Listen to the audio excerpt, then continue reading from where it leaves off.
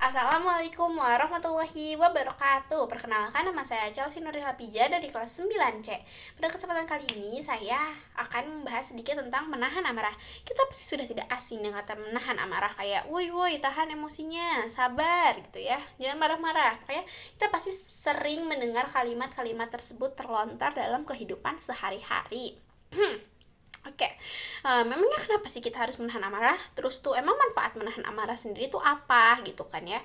Oke, pengertian dari menahan amarah sendiri adalah membatasi diri untuk mengekspresikan perasaan atau mengekspresikan perasaan dengan cara yang bijak. Itu pengertian dari menahan amarah ya teman-teman.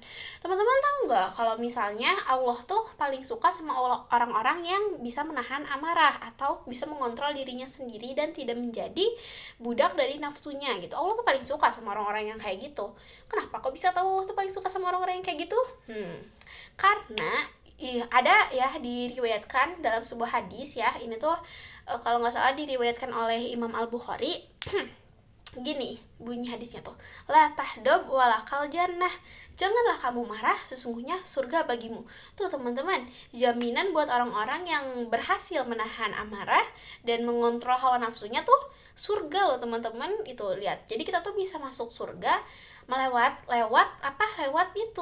pintu menahan amarah gitu ya teman-teman. Terus gimana sih caranya biar kita bisa masuk surga dengan pintu menahan amarah? Gimana caranya biar kita bisa menahan amarah gitu kan? Oke, menahan amarah tuh banyak caranya. Cuman di sini aku tuh bakal nyampein beberapa aja ya. Oke.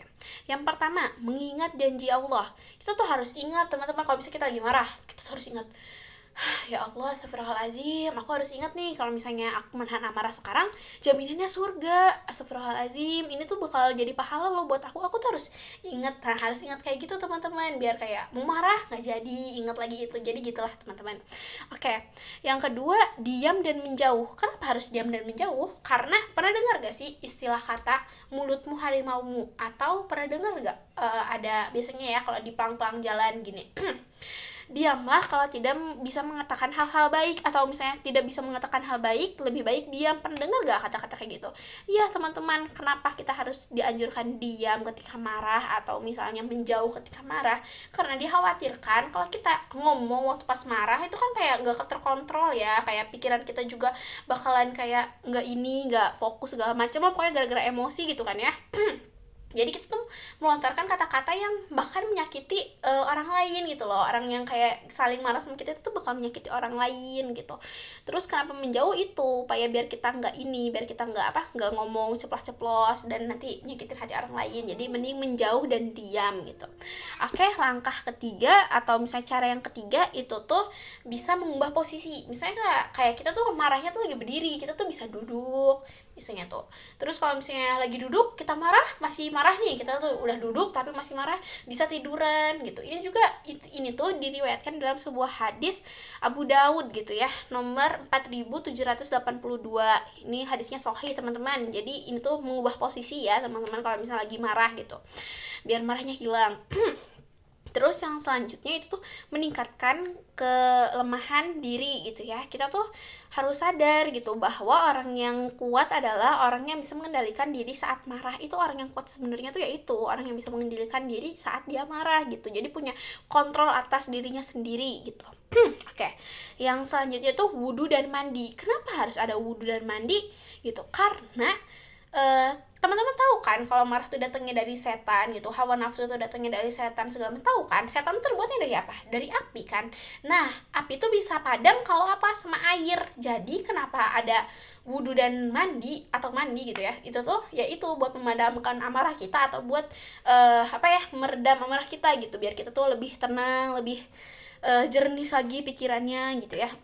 Oke, kalau ternyata kita sudah mandi dan sudah wudu atau apalah gitu ya pokoknya dan masih marah, ada lagi cara selanjutnya, yaitu sholat teman-teman. Sholat tuh ibadah yang paling menenangkan kan. Kita tuh kayak kalau lagi sholat tuh, apalagi kalau lagi khusyuk gitu ya, sholatnya tuh bawaannya tuh tenang gitu ya kan gitu. Oke.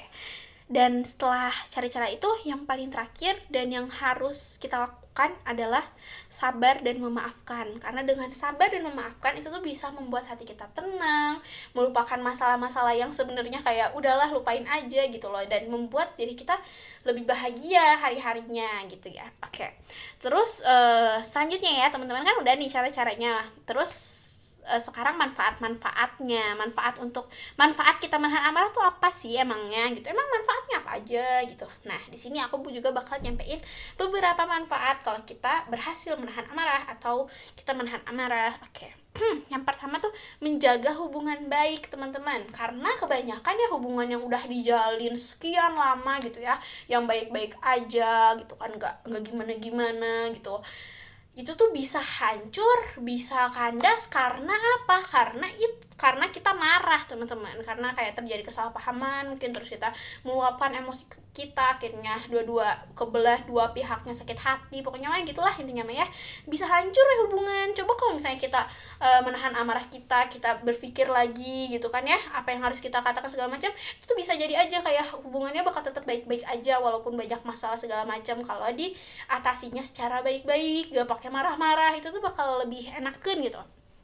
Oke, terus yang selanjutnya tuh menjaga kesehatan fisik dan mental, itu manfaatnya. Coba dengan kita menahan amarah atau kita mengontrol diri kita untuk gak meluapkan emosi kita sembarangan, itu bisa membuat kita lebih sehat dan terhindar dari penyakit-penyakit baik secara mental maupun kesehatan yang jasmani dan rohani kita, guys. Itu tuh bisa sehat gitu loh gara-gara menahan amarah. Kan banyak ya kayak penyakit-penyakit yang datang gara-gara kita misalnya sering marah-marah, contohnya darah tinggi, terus juga penyakit jantung. Pernah nggak sih lihat misalnya kayak orang-orang yang kena serangan jantung itu tuh posisinya lagi marah-marah, ya itu tuh gara-gara kan darahnya naik ya, tinggi gitu, terus tuh ya itu memicu serangan jantung, udah gitu. Terus terhindar dari stres kalau kita bisa menahan amarah gitu ya. Pokoknya mah banyak banget hal-hal baik kalau misalnya kita bisa menahan amarah. Oke, selanjutnya adalah menghindari penyesalan teman-teman. Karena biasanya ya kalau misalnya kita udah marah-marah, kita udah luapin segala macam kekesalan kita, kayak misalnya kamu kita udah ngeluapin segalanya, akhirnya tuh aduh kenapa ya aku tadi ngomong kayak gitu, akhirnya tuh nyesel sendiri kan teman-teman, kayak aduh harusnya mah aku jangan ngomong kayak gitu, gimana ya kalau dia sakit hati. Pasti pernah lah nyesel gitu kalau misalnya udah beres marah tuh. Pokoknya banyak lah penyesalan yang terjadi setelah kita marah-marah gitu kan.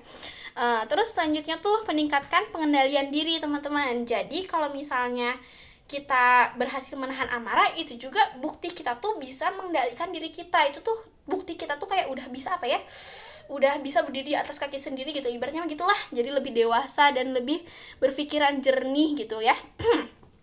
Nah, terus manfaat selanjutnya adalah meningkatkan resolusi masalah. Karena dengan kita menahan amarah itu tuh kayak karena kita berpikir tenang gitu ya.